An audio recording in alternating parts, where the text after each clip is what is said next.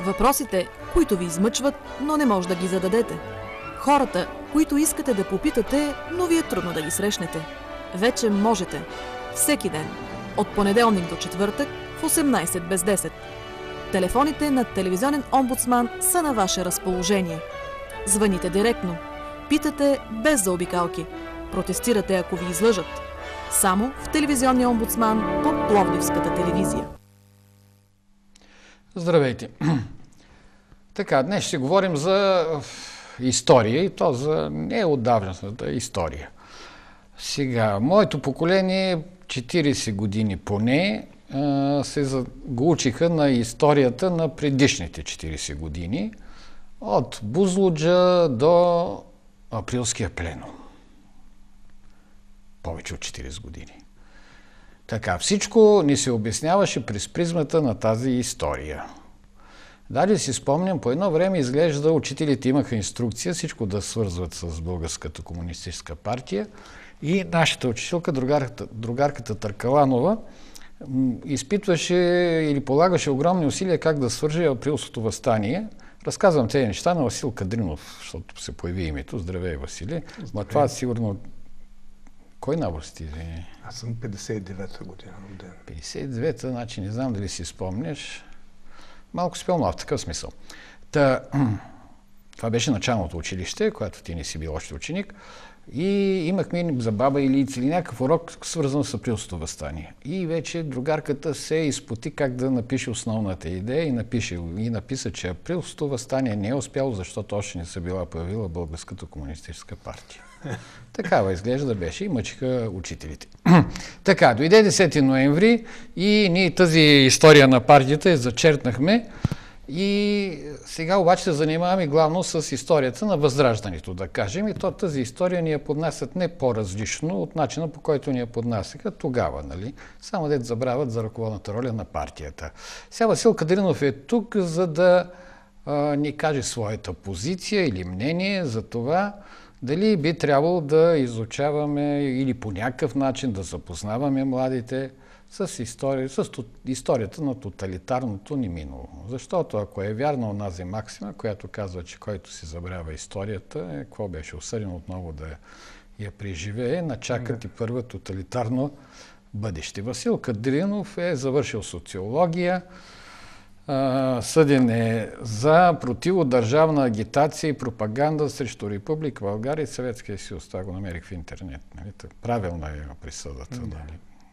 Година и половина, 85-та година. Съучредител на Клуба за демокрация, активист на СДС, съветник в Брюксел на групата на зелените, директор на Центъра за съпротива срещу тоталитаризма Хана Аренд, директор на Центъра за памет, дали това го казахме, и ред други така обществени и малко политика, нали? За какво си кандидатствал ти? Така де. За депутати или за какво? Правили сме СДС в Пловдив. Става дума след СДС там по след СДС се занимавам с екологични кауси. Значи последните години. Социолог, еколог, историк, така ли? Да. С екология, история и социология. Сега, поводът да бъде поканен, да го поканя, е това, че той е спечелил неотдавна изследователска стипендия от фондация Робърт Бош. Сега, това е един от загадките на европейското ни битие, че разни фондации дават пари да се изследва българската история. Дали ни ги дават, за да изследваме превратно? Ти да не си човек на Сорос. То сега това е най-страшното, да те обвинят. Или само на Робърт Бош си човек. Проблема е, че ти правилно казваш, че няма български средства за изследване на българската история. Особено историята след 1944 година се изследва от катедрата по история в Софийския университет. Има Камбан, институт по история, но за съжаление тези институции не правят достатъчно, за да помогнат на младите хора да разберат тази история. Ако погледнем учебниците, аз съжалявам, че не донесох няколко учебника, се учи средновековна история. 90% от страниците в българските учебници са посветени на хан Крум, на цар Борис I, на Тервел, на хан Аспарух и така нататък. А историята на 20 век, не само историята на комунистическия период, е така да се каже неглижирана. Тя не се и преподава почти, защото е в края на учебната година. За комунистическия период има 2 или 3 урока. И така младите хора излизат с големи празнини в познанията. Наскоро по един проект, по който аз работя с фондация Конрад Аденауер, за съжаление, трябва да работим с чуждестранни средства. В случая аз работя предимно с фондации, които са от Германия. В Германия на тоталитарното минало се отделя по-голямо внимание, защото това е държава, която в източната си част от бившата ГДР преживява 2 тоталитарни режима. Много усилия се полагат да се изследва миналото, младите хора да посещават музеи. В самия Берлин можем да видим няколко големи музея, свързани с нацизма, с Берлинската стена, с затворите на Щази, с главната квартира на Щази, неща, които в София, нашата столица, където 45 години беше сърцето на тоталитарния режим, ние нямаме един музей, в който младежите да видят какво се е случвало. Нямаме на границата, на българските граници също бяха убивани хора. Нямаме паметници, нямаме мемориални места. В нашия град Пловдив са се случвали много неща, много престъпления по време на тоталитарния режим. Няма никаква следа. И скоро няма и да има. Няма никакво изследване. И за това, за съжаление, се оказва, че трябва да кандидатстваме за някакви чуждестранни стипендии. В случая тази, с която аз сега започвам едно изследване. Това е едно изследване, свързано с бягствата през българските граници по време на комунистическия режим. Германците идваха преди 2-3 години. Направиха си филм за техните младежи, които бягаха през комунистическия период, които бяха залавяни, някои от тях ранявани, други убивани. Но няма нито книги, нито филми за 336 българи. Има един филм, има и 1-2 книги има, мисля. Да, има един хубав филм, Граница. Той е игрален филм, но има и някоя друга книга. За съжаление обаче тази история не е изследвана. Чакай да чуем изречение. Ало? Здравей. Да, слушай. Ало? Да. Значи с Васко имам прекрасен спомен от 10 ноември точно вечерта. Той чува ли като говоря с вас? Да, чува ви. Да, Илия Рагиров се казвам. Да, Илия Рагиров сме колеги от училище Христо Гюлеметов. Когато Тодор Живков падна, аз произнесах първата политическа реч, а Васко донесе бутилката шампанско да почерпи в ресторант Стадиона. Хубаво. Да, спомням си много добре и тогава имахме големи очаквания. Васко, телефон, Васко, ми кажи как да се свържа утре с тебе. 0889 032 954. 032 954. Благодаря, жив и знам. Да, благодаря.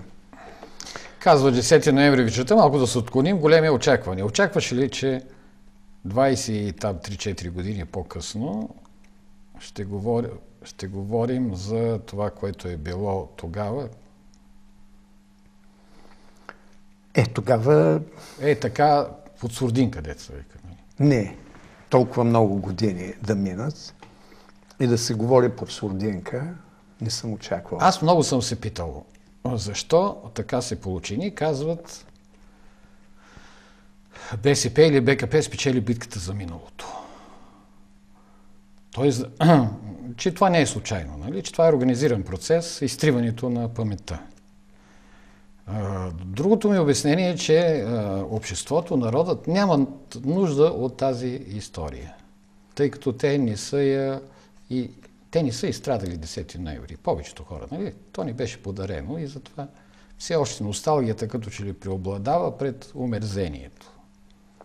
Тоест не може да има история, след като обществото, грубо казано, ни я иска. И на трето място, повечето професори, които са и днес професори, са били агенти. Нали? Не е тайната. Да. И ние чакаме от тях да напишат нова история. Няма да стане. Да. 10 ноември беше до голяма степен събитие, което беше повлияно от събитията в други държави. От събитията в Русия, тогава Съветски съюз имаше линията на Горбачов. Също така, преди да се появи Горбачов, това бяха полските работници от Солидарност, полската интелигенция, която създаде протестно движение.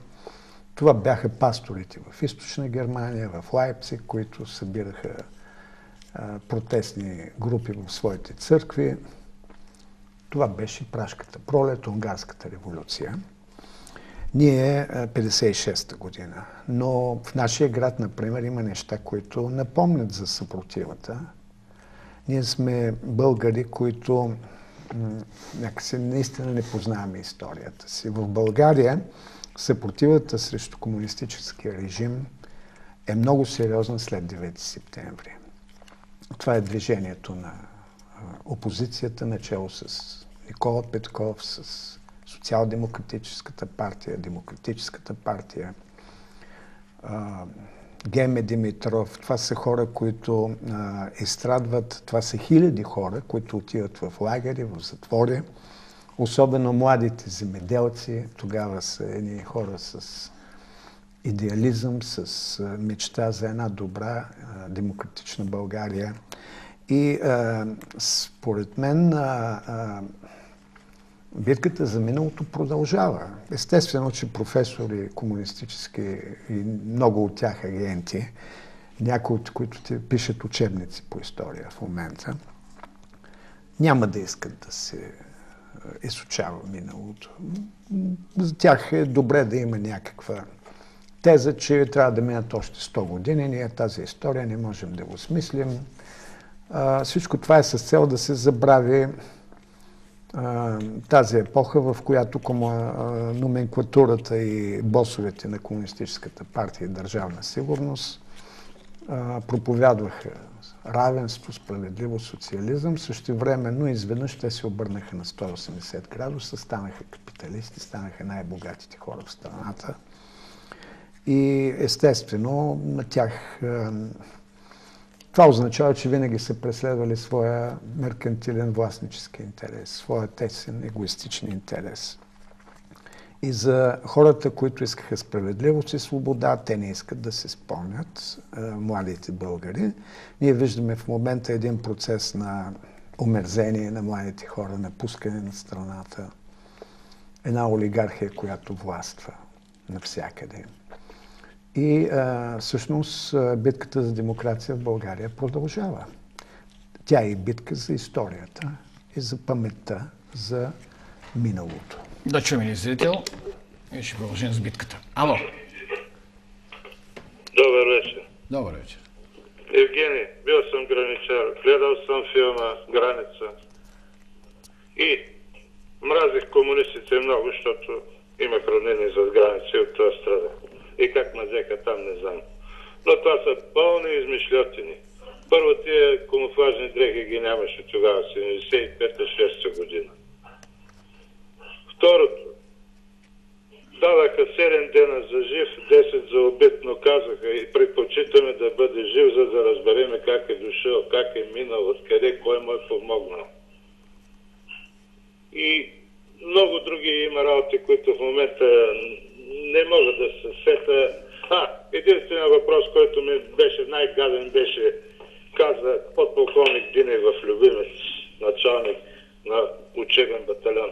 Ако видиш, мама, вика, майка ти или баща ти да бягат през граница, какво ще направиш?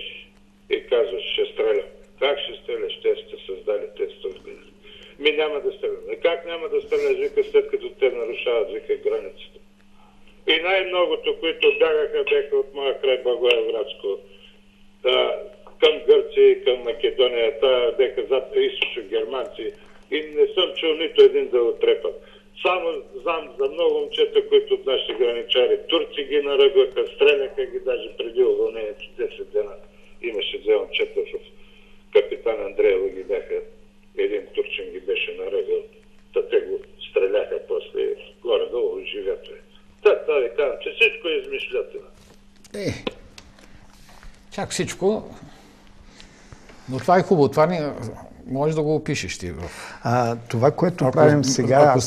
Ако минават майката и баща ти, това е хубав тест. Това, което правим сега, се опитваме с няколко колеги, историци, социолози, да направим нещо като не институт, разбира се, а група, нещо като работилница историческа за събиране на спомени.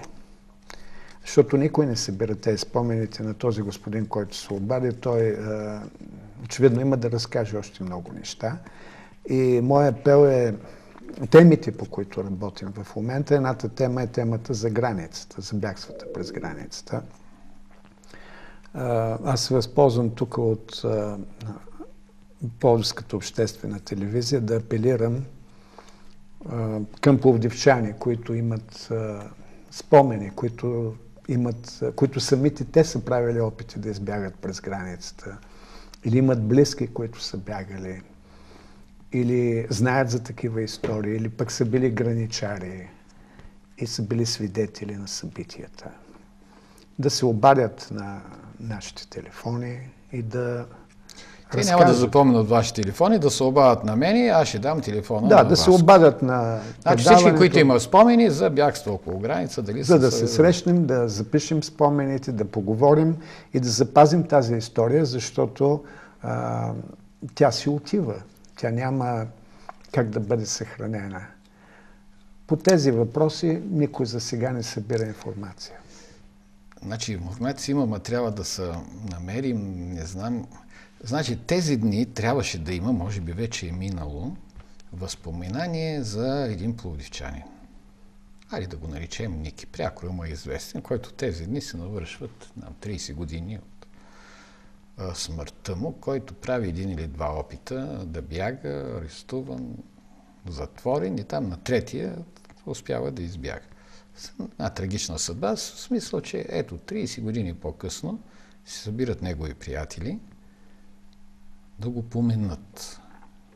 И сигурно на тази сбирка сигурно е имало и други, които заедно са бягали. Ето нещо, а след 5 години няма да има нищо останало.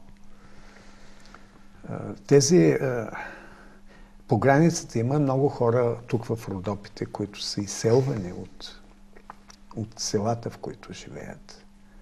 Тъй като правителството на Комунистическата партия, Отечествения фронт, решава да направи желязна завеса. Тя не трябва да се преминава. Хората там, които са живели по границата, са имали стада. Ходили са през зимата са слизали долу към Беломорието с стадата си. Въобще границата е била до голяма степен отворена, тъй като местните хора са имали работа, имали са връзки, имали са даже роднински връзки надолу в Беломорието. Аз като войник бях в едно село Гоци Делчевско, където кльона там, оградата, е от преди селото. Самото село е в граничната зона. А след това няма никой. Мога да мина до гръцкото село, но трудно е да влезеш веднъж. Здравейте! Ало? Да. Господин Тодоров. Да. Значи, господин Васил Кадринов попита защо няма паметници на убитите по границата. Защото тия, които пазиха границата, сега са на власт. Или техните синове и внуци. Някои от тях са още живи, които са убивали и получават и между другото и не лоши пенсии, като бивши военни. Попитах ти защо на Запад в свещениците събирали там нали, сведения, нали, за комунистическия режим. И тук от 10 висши духовници, 6 са полковници. Между другото, трябва ли да познаваме тоталитарното си минало и да го познаваме и да не го познаваме какво от това. Който се интересува, нали, от това какво е било преди 10 ноември, има още хора живи, нали, може да попита баща си, може да попита дядо си. Всъщност, смятам, че след 10 ноември стана за обикновения човек много по-лошо, отколкото когато беше комунизма. За някои обикновени хора, за други... Ами, за повечето обикновени хора, защото богатите хора в България са едно 10-15%. Всичко останало Добре, приятели, сега съгласен ли си да предположим, че се върне онова време? За 3 дни, след 3 дена ще дигнем въстание отново. Представя се върнат празните магазини, всички ограничения, глупости. Ние идеализираме сега това минало. Евгений, тук си прав. Значи, ние го идеализираме. Сега, имаше нещо друго. Виж. Имаше нещо друго. Значи преди имаше стоков дефицит. Обаче аз имах пари в джоба. И макар и на черно можех да си купа каквото и да е. Сега има стока от пиле мляко. Обаче нямам пари в джоба. Каква ми е в ползата? Ти нямаш, има хора имат. Да, разбира се. Но по-голямата част от населението обедня страшно. Нека да не си спомним лъжите на демокрацията. България да стане Швейцария. Добре. Равен старт на всички. Да вземем парите на Владко и на Татко. Така беше. Нали, като влезем в НАТО, ще влезем тук чужди инвестиции и така нататък. Нека да си спомним лъжите на демокрацията. Какво стана? Ами, аз смятам, че политическата, нали, то всъщност, аз не го смятам, то си е истина. То политическата власт на комунистите се преобразува в икономическа, което стана още по-лошо. Още по-голямо икономическо заробване. Добре. А това, което господина каза, че няма паметници на убитите по границата, защото до голяма степен хората са същите. Да, така е. Сега съм разказвал много пъти една история, не знам дали миналия път я разказвах, която чух от... Как му беше името леко му? През продуцента на границата. Разказвах ли я тогава? Не. Как му беше името на продуцента? Актьор, режисьор. Казва, снимаме границата. Те, които се я знаят, извинявам се, а които не я знаете, много любопитна. Вика, снимаме границата и получаваме на траншови пари от Франция или там някаква помощ, субсидия. И завършваме, обаче трябва да дойде последната субсидия за озвучаване. Тя ще дойде по график след 3 месеца. 3 месеца, вика, стоим на трупчета. И аз стоям в една банка при един мой комшия, приятел, съученик, не знам какво. Казвам, приятел, дай ми един кредит, личен, залагам апартаменти, такова, и като дойде транш, ще ти ги връщам. И той вика, вика секретарката, вика, в моята книжка, в моята сметка, какви пари има? Той му казва, нашия продуцент. Не искам твоите пари. Не искам искам официален кредит, нали? Залагам такова. Не бе, по-хубаво да ти дам от моите пари. Какви пари има? Ще дам от моите. Не бе, дай ми кредит. И той вика, не мога да ти дам кредит. Що не можеш ми да дадеш? Вика, кажи сега, за онзи филм, дето там стреляли по границата ли лошите, стреляли добрите немци. Вика, да, за него. И вика, как да ти дам кредит, като кредита ще се обсъди на кредитен съвет. А всички колеги са от тези дет са стреляли. Няма един дет е бягал през границата. Каква хубава история. Здравейте! Здравейте, роби на комунизма. Казвам се Георги Жеков и съм председател на Българската антикомунистическа партия и вода единственото антикомунистическо предаване безкомпромисно. Ти къде нагледаш, бе, Георги? Или така? Трябва да ви гледаме. Или нагледаш и улучваш? Трябва да ви гледаме и не бе, питам.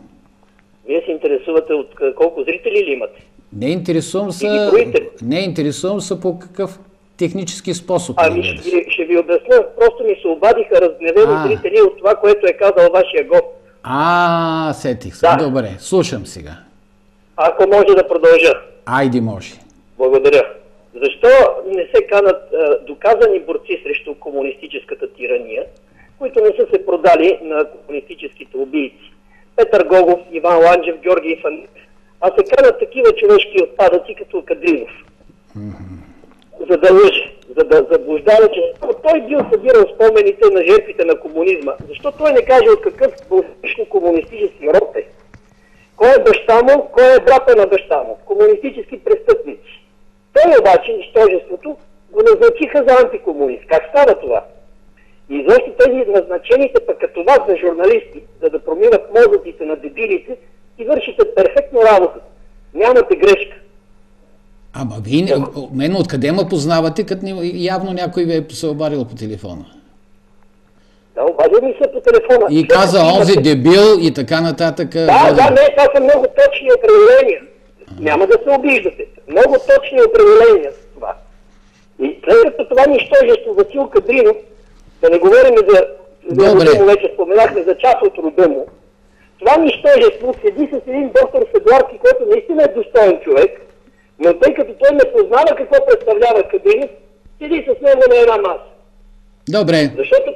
Да, кажете. Сега искам аз да кажа, господин Жеков, не се познаваме. Преди години съм попадал на ваше предание. Имам чувството, че вие с огромното си желание да оплюете всичко, което преди 10 ноември нещо е мърдало, всъщност вършите услуга на комунистите. Това е моето подозрение.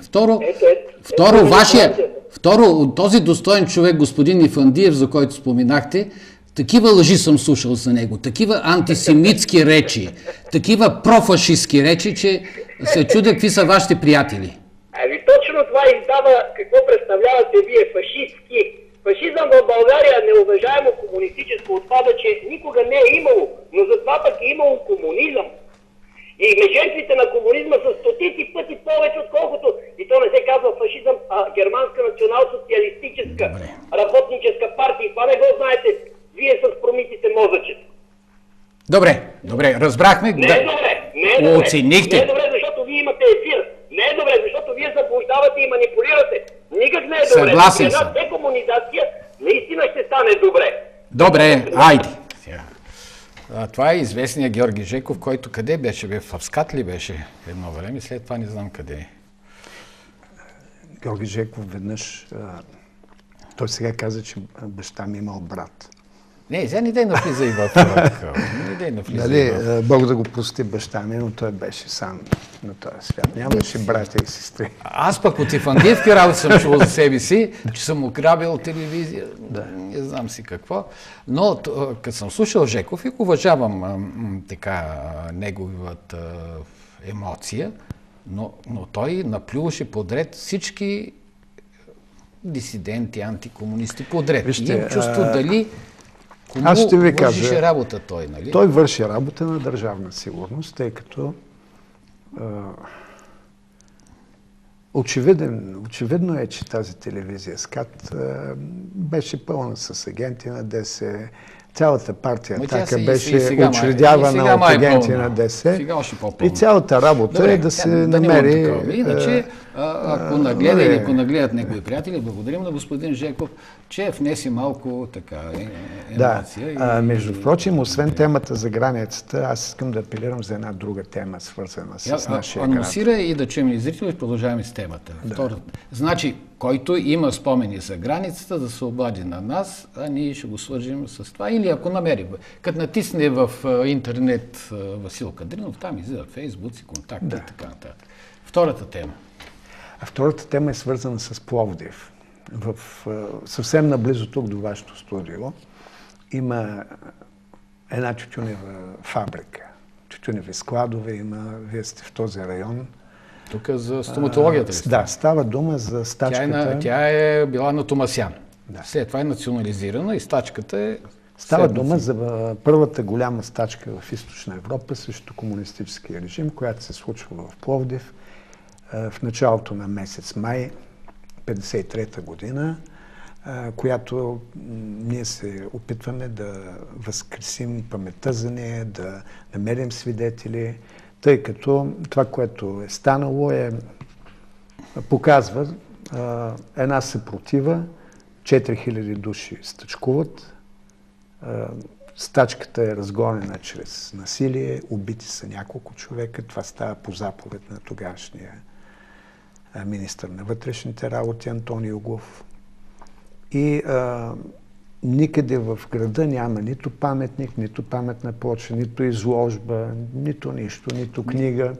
И за това апелираме към хора, които са участвали или са били свидетели на тази стачка, макар и вече на една преклонна възраст, да ни разкажат спомените. Ние отдавна смисля, че с Христо Марков говорихме. Да, Христо Марков изследва тази тема и ние заедно с него сме разговаряли много, но за съжаление интервюта с свидетели не са събрани, не са направени. И всъщност това, което говорихме с него, че тази стачка и там и горяните, и други, и съпротивата, и свещениците, ако тези неща се знаят така публично, а не се крият в дълбините на историята, ние ще имаме и по-голямо самочувствие като нация, която не е била търпелива и робска през тези 40 Това хората, години. които участват в стачката, са били тютюноработници. Тютюноработниците в Пловдив са били главно преселници от Македония, от Беломорието, след Първата световна война. Заселват се в Кючук, Париж. Това са предимно бедни хора. Здравейте! Добър ден! Добър ден! Искам да попитам, защо след 1945 година имаше Нюрнбергски процеси, нацизма беше осъден и хората бяха осъдени, тези, които пропагандираха тази идеология и проведаха Втора световна война. Защо комунистите след 1989 година нямаше такъв съд за тях, за техните престъпления? И това са паметниците, че няма паметници на убийците от комунизма, истина. И съвсем наскоро Софийския градски съвет имаше едно такова срамно събиране, в което комунистите решиха, че не трябва да има паметник на загиналите антикомунисти. Просто трябваше да има един съд, да им се потърси отговорност на комунистите и да бъдат осъдени. Пак Европа осъди на комунизма като Добре. Сега нека да не бъдем кръвошадни, но да припомним, че България е единствената страна, която след 1989 година отново избра комунистите на власт, народът. Нали? Така че не може те сами да се съдат. Нали? Да, това е... Имаше такива процеси в Германия. В Румъния даже има повече процеси за престъпленията. Не, при нас имаше опит, тук имаше няколко процеса, които бяха фарсови процеси. Никой не беше осъден ефективно. С изключение, може би, на бившия министър-председател Георги Атанасов, който изкара, мисля, че около една година в затворен, в Казичене.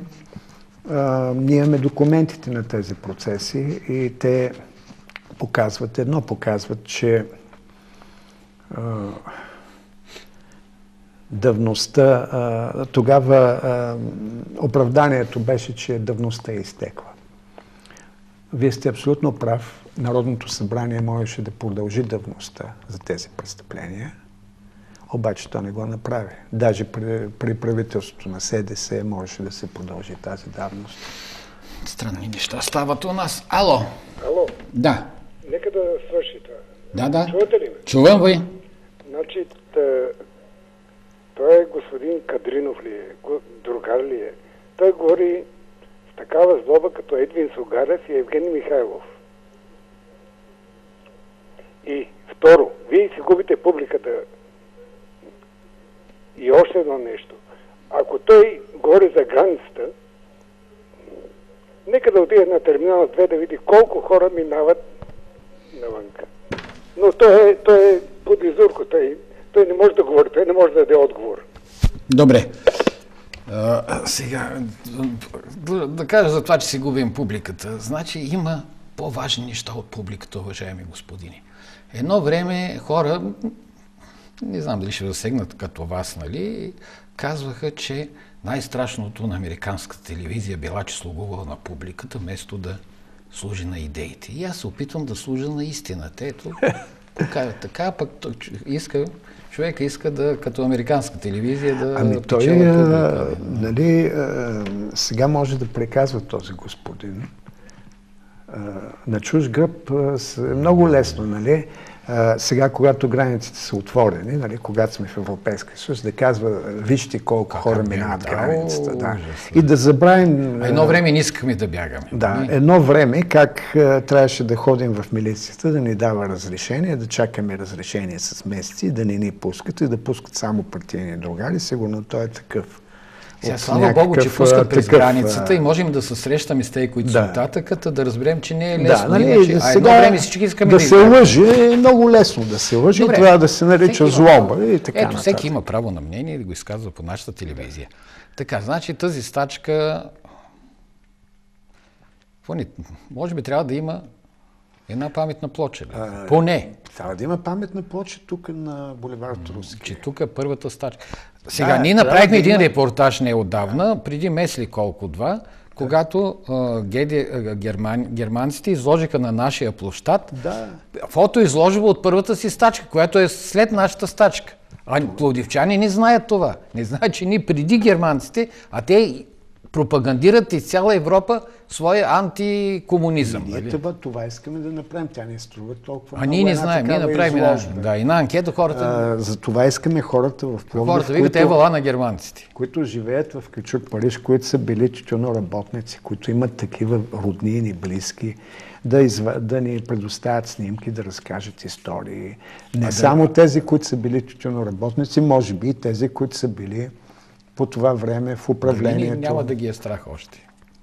Аз съм падър на хора от онези буржуазия. То ще ги е страх да говорят истината. Така са оплашени. Ами вижте, тези, които са организирали тази стачка, са били предимно анархисти. Имало е, това са хора дошли от Беломорието, бедни, хора с чувство за справедливост. Те не са били комунисти. Те са били против диктатурата и преди 9 септември и след 9 септември. Ало? Ало? Да. Извинявай, че се обаждам втори път. Искам да попитам, защо СДС ни извади досиетата, когато цялата власт беше там? Защо тук един председател на комисията по досиетата водеше избирателно и казваше, има доносници в ДПС, има доносници на Държавна сигурност в СДС, има там в еди коя си партия. Но в СДС нито един не се изкара. И защо тая тема с досиетата не се приключи един път за винаги? Защо не се плесна, примерно, и да се каже кой какъв е бил, а се вадише избирателно? Защо СДС уби демократичния преход, като потъна в корупция, в далавери и така нататък? И затова хората казваха, това не е СДС, съюз на демократични сили, а съюз на държавна сигурност. Защото там влизнаха много пребоидисали си комунисти и може би Иван Костов е той, който описи синята идея. Направо, да ни кажа, такова. Мамата и такова. На синята идея. Добре. Сега, ти познаваш добре работа на комисията по досиета, критикувал си я. В един момент се беше предложил ли за член? Не съм се предлагал. Така пише някъде. Вика, той се вика, хемия критикува, хемия иска да влезе. Ние критикувахме комисията за това, че закона, това беше миналата година, който беше прокаран 2006 година, забраняваше на хора, които са съдени за антикомунистическа дейност, да стават членове на тази комисия. И това го говорихме. Да, и това падна, набързо го промениха този член. Но тази комисия, между впрочем, все още не е получила, това е много важно, което казва господина, тя все още не е получила всичките си архиви. Въпреки, че по закон трябваше да получи до края на 2007 година архивите, тя още не е получила, знаете ли кои архиви? Архивите на така наречената служба военна информация, т.е. на военното разузнаване, не е получила всички архиви на Националната разузнавателна служба, т.е. на бившето първо главно управление на ДС, и не е получила архивите на отдел затвори, т.е. архивите на онази част от Държавна сигурност, която тормозеше хората вътре в затворите. И ние възнамеряваме сега през септември да организираме протести пред тези институции, пред Министерство на правосъдието, за да се върнат архивите.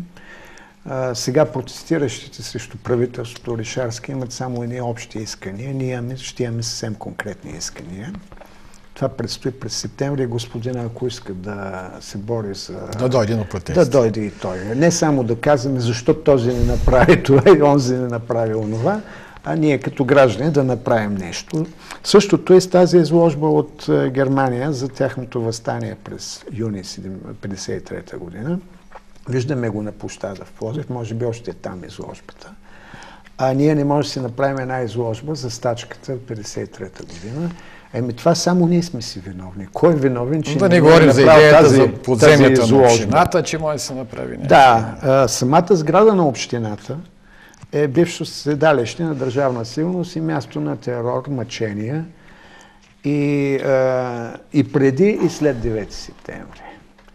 Така че господата, които са комунисти и идеалисти, все още, доколкото ги има, би трябвало да ни подкрепят за тази идея. Ние в момента се опитваме в София, има една сграда на Лъвов мост. Може би я знаете, бившата дирекция на Народна милиция, преди това е била дирекция на обществената безопасност. Там са затварени антифашисти, след 1944 година антикомунисти. Аз съжалявам, че не донесох снимки, правиха ми снимки. Това е едно ужасно място. В момента сградата е празна. Тя носи спомените за мъчение и терор през почти целия 20 век. Такова място трябва да стане музей. Подземията на община Пловдив трябва да станат музей, място на памет. Мястото на тютюневата стачка тук също. За тютюневата стачка само ние, пловдивчани, сме виновни за това, че никой досега не е направил нито албум с спомени, нито книга, нито сайт, нито паметна плоча, нито нищо, нито изложба. Защото битката за миналото, пак ще кажа, е загубена.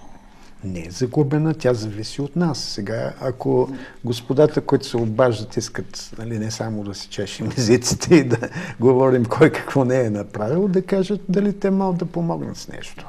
Например, да потърсят свои роднини, близки. Онзи ден четах за една книга там, за анархистите, да ни каже. Вика, тя беше издадена най-после в България и посрещната с оглушително мълчание.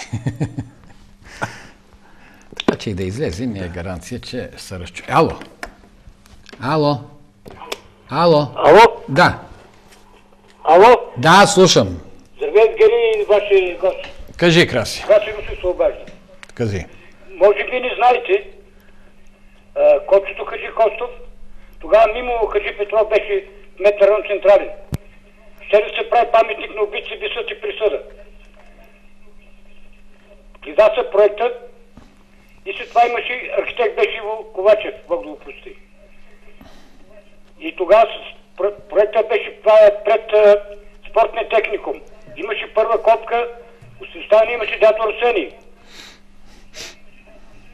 Но тогава нямаше, една фундация беше Рай на княгиня и не се осъществи паметника. И тогава няма да забравя бай Стефан на Петю Стоянов и Немо Стоянов. Бащата ме прегърна, вика, Краси. И аз бях там, сега където е съвета, прибият някой и ни го и върнат. Но не се събра средства за да се осъществи паметника. Може би знаете, те по телевизията го даваха. Не знам, известно ли ви това нещо, което те по телевизията го даваха? И ние сме го говорили. Господин, известно ли му е? За паметника пред общината, да. Беше през спортния техникум, ще да бъде паметник. Това не го знам, да. Добре. През спортния техникум там е било гробище, където са разстрелвали хора. И трябва да има паметник там, и трябва да има и паметна плоча на общината. Под общината има килии, които могат да се направят място на памет.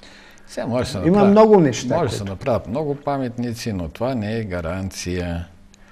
Това, което поне искаме сега да се случи, да съберем спомени за стачката.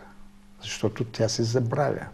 Хората си отиват. За терора след 9 септември, за убийствата има спомени. За тази стачка няма нищо. Какво направи Спилбърг? Извади пари от джоба си, направи там 50 екипа и наснеха всички, или колкото може повече, преживели Холокоста. Те хора вече ги няма. Да, но ги виждаме. Паметта остана. Паметта остана, разказите остават.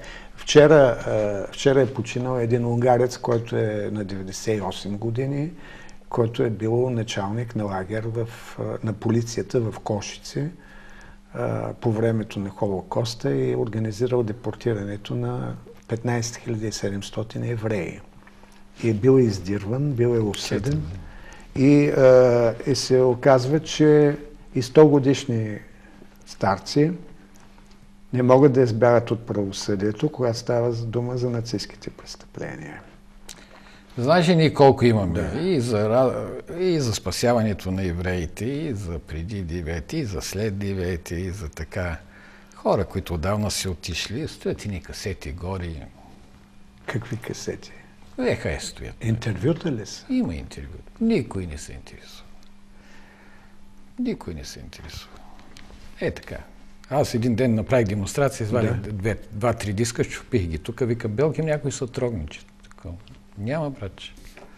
Айде, важното е да правим, сега е на мода да правим хепанинги, изложби на детски рисунки, фестивалче, нали, ще да усвоим ини парички, там ини грамофони да въртим по улицата. Затова за история няма, никой не го интересува историята. Добре, че са сетили тези откъде бяха от Роберт Бош.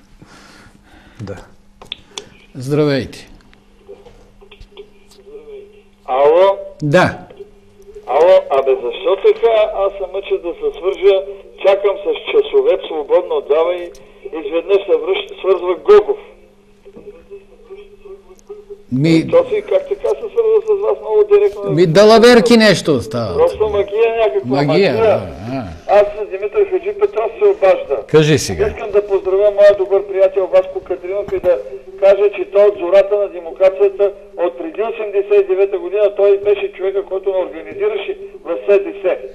И го познава много последователен и честен и почтен човек.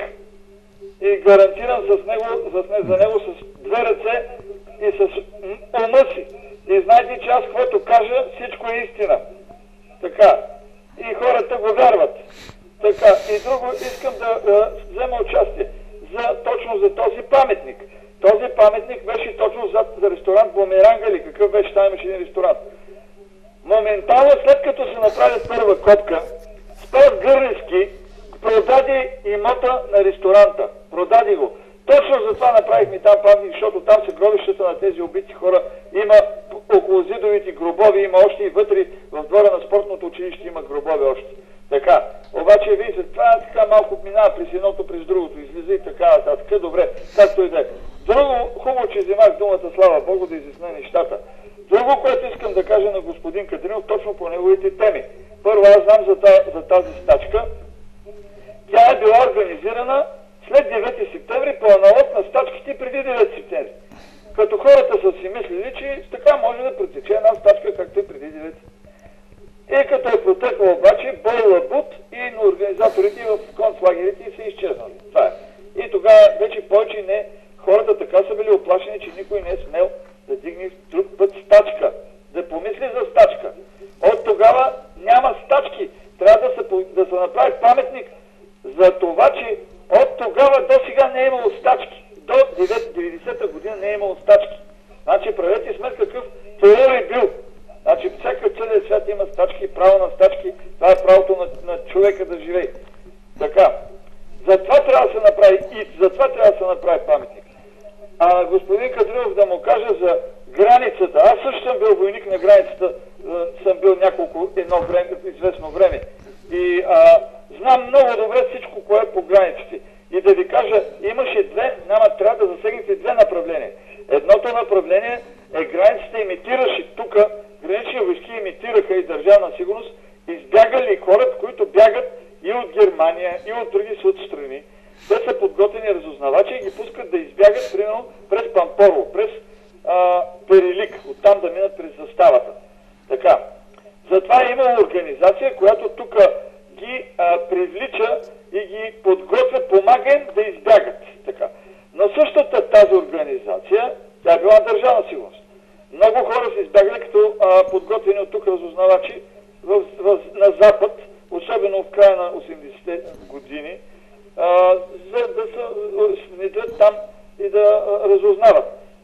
голяма част от тях обаче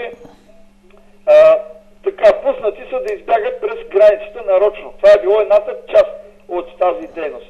Другата част е била да хванат наши хора. И включително аз знам един конкретен случай, който смятам да го разработите в вашата книга. Това е случая с Спас Гърневски и сестра му. Значи те са участвали в такава група за подготвяне на хора, които бягат в чужби, през Родопите. И са ги приемали тук в Пловдив и в Марково. Така. И един такъв случай има известен. Хората от блока, в който живее сестра му, го знаят. И те са ми го разправили. А от блока имало вътре германци, които са ги подготвили, уж ги подготвят и им помагат да избягат в Гърция. От източна Германия хора да избягат Гърция и после да избягат Западна Германия. И единия, когато той е приспивал и преживявал при сестрата на Спас Гърневски на 8-ми етаж. И когато е дошла полицията да го арестува, той се е опитал да прискочи балкона на долния апартамент, защото отгоре го искат от входа да влезе полиция. И той се е опитал да прискочи, е паднал долу и се е убил. И този случай го знае цялата кооперация. Така, и значи този случай трябва да се разгледа от вас за тези групи хора, които са подпомагали, за да хванат хора и да ги изобличат в бягства. Другия случай, който така говори за границата човека, да, така имал съм и познати граничари и хора, които са казвали, значи цялата застава е получавала много голямо наказание, ако изпуснат нарушител. Ако изпуснат нарушител, всички войници се лишават от отпуска, а пък той, който го е изпуснал, пък въобще и подлежи на съд. И хората там са треперили, обаче казват, че жив или мъртъв, той не трябва да мини браздата. Не трябва да мини браздата нарушителя. Добре. Ако не може да го спре по друг начин, трябва да го застреля. Добре. Който се чувства засегнат, има право на отговор. Тази история друг път е разказвана. Така, сега като стана дума, въпросът все пак е дали трябва да познаваме тоталитарното си минало. Мисля, че ти си един от авторите на идеята в учебниците, дето се спори за Ботев и за не знам си кой още, дали не трябва да влезат автори, които разказват за този период и са били репресирани или не са, или са убити като Георги Марков. Дали това е начин за информиране на следващите поколения? Разбира се, че е начин. Даже в Русия, която не е демокрация, но под натиска на близките на милиони минали през лагерите на ГУЛАГ, в момента Александър Солженицин е включен в учебната програма. Ма ти подозираш защо е включен, не, това е... Защото хората са настоявали да бъде включен. Защото Солженицин последните години се превърна в един своего рода руски националист, чието възгледи може би са близки до това, за което се бори Путин. Няма значение какво се е превърнал. Той Солженицин играе за Путин, според мен. Възрастен човек и преди да почини, наистина се беше отдавал така на патриотизма, на... Той се отдалечи отдалечи се от западния тип демокрация, мисля. Да, това е така, но става дума за неговата книга. Може би на стари години всеки може да някак си да загуби кондиция и това не е... Добре, кои автори според тебе са достойни? Включена книгата Архипелаг ГУЛАГ. Не, за България става дума. Какво би могло? Руските учебни програми. А що се отнася до България, ние сме, както винаги, на опашката. В учебните програми аз не донесох учебниците, но фигурират Христо Смирненски, Гео Милев, Вапцаров. Ние не сме против това те да бъдат в учебната програма, но настояваме да се включат автори като Георги Марков, като Петко Огойски, не знам дали го познаете, той е в момента жив и здрав човека, но 80 и няколко години. Той има една чудесна книга "Записки по българските страдания", която описва в 3 тома репресиите, съпротивата, лагерите и то по един художествен начин. Има автори като Блага Димитрова, като Йосиф Петров, Стефан Стамов тук живееше в Пловдив. Бог да го прости, бай Стефан има чудесни стихове. Той беше от земеделските поети. Стефан Стамов, не знам дали ти Мъчи си да сетя дали е бил при нас. Не е бил, той почина 90-те години, но той има чудесни стихотворения. Здравейте! Ало, добър вечер! Добър вечер!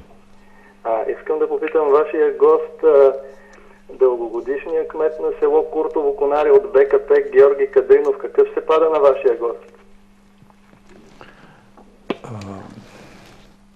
Той е мой роднина. Бог да го прости, той почина. В крайна сметка, сигурно всички имаме роднини на членове на БКП и аз специално за... Мисля, че никой не може да бъде дължен да отговаря за роднините си.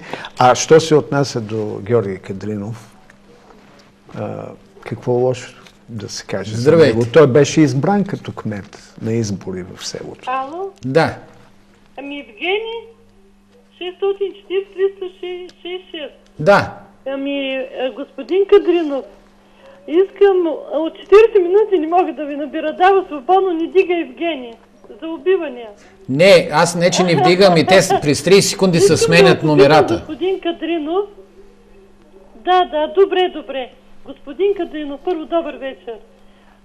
Искам някои спомени да кажа от моята майка, която почина на 83 години от Беломорска Тракия. 20-та година са дошли оттам. С една бухчичка. Бягали са от гърци. Тя живях с гърци на Байкал. Те си отидаха след като ги амнистираха. Обаче, ще ви кажа едно, националисти са много. Не са лоши хора, но са националисти. И друго искам да кажа за сегашната община. Тютюноработничка майка е била. На 10 години, за 40 дена са починали и майка, и татко, и млади хора. Тя остава сирачи. Почва да работи в тютюновите складови. Просто настръхвам като говоря. Аз историята от майка я знаех повече, отколкото от историческите учебници в училище. Тя ми разказваше вечер, нямаше телевизори, господине. Спомените й бяха много интересни. Криели са ги в някакви съндъци, като минят господа там, както сега имам и инспектори. С Андон Югов заедно се работи и на Йорданка Николова с брати, Димитър Калаврамов, Иван Зъбчето.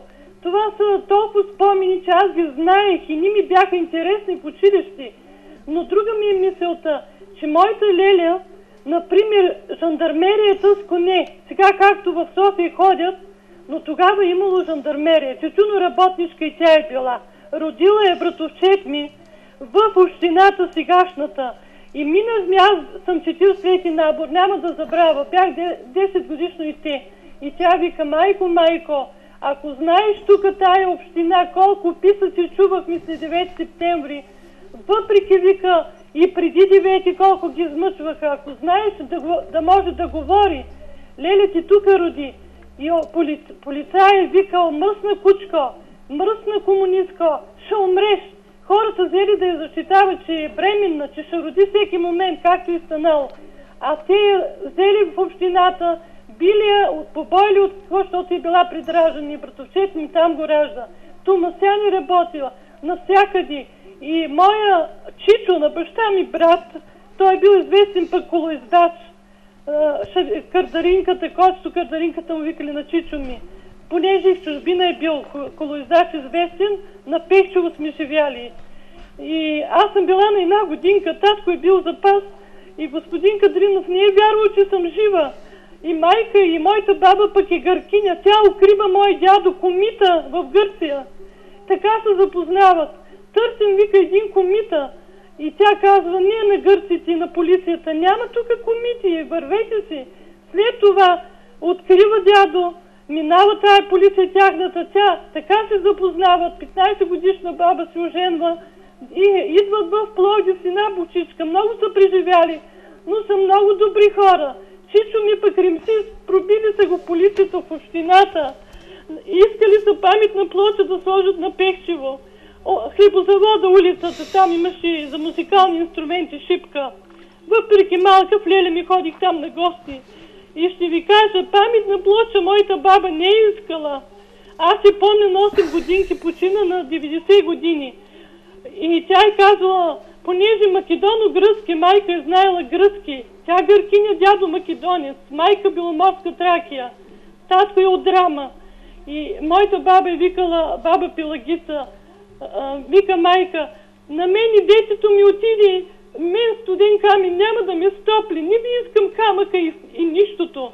След години господин Кадринов, тук където беше Тапсо, свикъро ми там живееше доктор Братанов, Бог да го прости, видяхме Антон Иванов, Югов. Антон Югов. И майка минава покрай него. Това няма да го забравя. Не знам за хубаво ли, лошо ли Евгений. Майка го вижда, но той генерал беше. И той вика Бела, майка се казваше Бела. Искаха да я пишат в съвета наша и гъркиня. Не, вика, ние от гърците избягахме, вие вика ще ме пишете гъркиня. Аз съм вика тракийка от Беломорска Тракия, българка ще ме пишете. Антон Югов и вика, Бела, не ме ли позна, бе? Аз това няма да го забравя. Бях 10 годишно дете. И майка вика ми, Антония, ние бяхме всички съмишленици, ремсисти, да. Тъпчиха ни полицията, тютюноработници, но ти вече се издигна. А аз с 3 деца малки под наем не можех, партиен член иска да ми направят. Но в тюновите складове до късно имаха събрание. Можех ли аз всеки ден, всяка вечер да си губа, а децата кой да ги гледа по ясни градини? Добре. И той и каза, Бела, само за минутка, свършвам. Бела, аз може да съм бил генерал, да съм сега, но спомените, ремсийски години няма да ги забравим. Може би е имало и лошо, но аз на Чичо ми нося името и на 2 юни винаги рева. И сега като гледам София тези неща, казвам ви, че съм на 70 години, бях и в цигарената фабрика, първия стаж ми и пишущи. Честно ви казвам, моите роднини, повечето са навънка, племениците ми, един е в Чикаго, другия е в Англия, в Лондон. Ще ви кажа, че ме боли сърцето на 2 юни, които сме пловдивчани и спомени имаме от майките и си, какво са преживяли. Боли ме, че живеем бедно, с 150 лева пенсия. Много ме боли. И мъжа ми скоро почина на 46 години стаж. С Николай Хайтов заедно са вечерали. Добре. Извинявай, времето. Много хубави спомени. Искам да живеем поне нашите деца хубаво. Трябва да направим нещо. Се запишем. Добре. Тази това е история. И това е история, а ние какво учим за Хан Крум и за... Да. На тази жена бих искал да я помоля да се свържем и да запишем... Кажи си още веднъж телефона, на който да се обаждат.